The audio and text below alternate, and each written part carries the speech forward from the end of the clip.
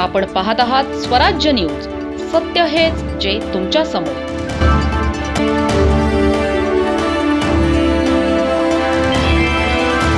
धुळे जिल्ह्यातील साक्री तालुक्यात मैदान येथे महसूल विभाग आणि पोलिसांनी संयुक्तपणे मोठी धडक कारवाई केली आहे. या कारवाईत अवैध एलपीजी गॅस रिफिलिंग करणाऱ्या आंतरराज्य रॅकेटचा पर्दाफाश करण्यात आला आहे.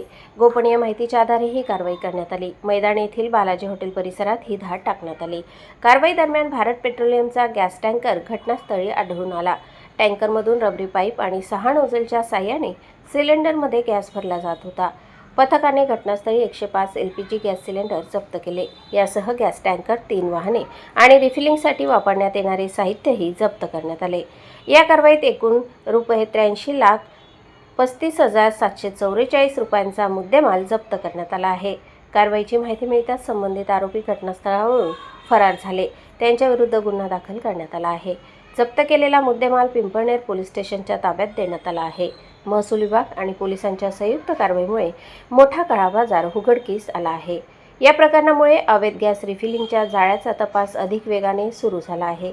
या कारवाईचे नेतृत्व अप्पल तहसीलदार बालकृष्ण पेंढारकर आणि त्यांच्या पथकाने केले. उपविभागीय पोलीस अधिकारी सुधीर पाटील यांच्या मार्गदर्शनाखाली पुढील तपास सुरू आहे. या कारवाईमुळे अवैध गॅस व्यवसाय करणाऱ्यांमध्ये मोठी खळबळ उडाली आहे. अशा प्रकारच्या अवैध रॅकेटवर प्रशासनाचा कठोर कारवाईचा इशारा या निमित्ताने देण्यात आला आहे. या प्रकरणातील फरार आरोपींचा पोलीस शोध घेत आहेत. या प्रकरणातील पुढील घडामोडींवर स्वराज्य न्यूजची नजर कायम राहणार आहे. प्रतिनिधी संगपाल मोरे आणि वृत्तनिवेदिका सीमा पाटीलसह स्वराज्य न्यूज, पिंपळनेर.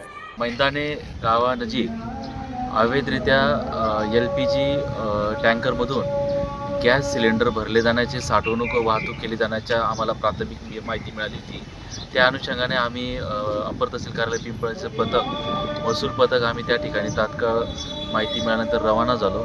त्यानंतर आम्हाला त्या ठिकाणी LPG गॅस सिलेंडरचा भरलेला टँकर तसेच त्या ठिकाणी 3 बोलेरो पिकअप वाहन आम्हाला त्या ठिकाणी आढळून आले आणि त्या ठिकाणी आम्हाला एकूण 105 सिलेंडर त्या ठिकाणी भेटलेले आहेत.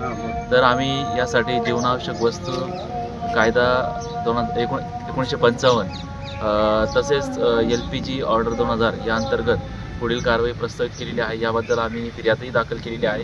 पुढील तपास पोलीस प्रशासन करत आहे.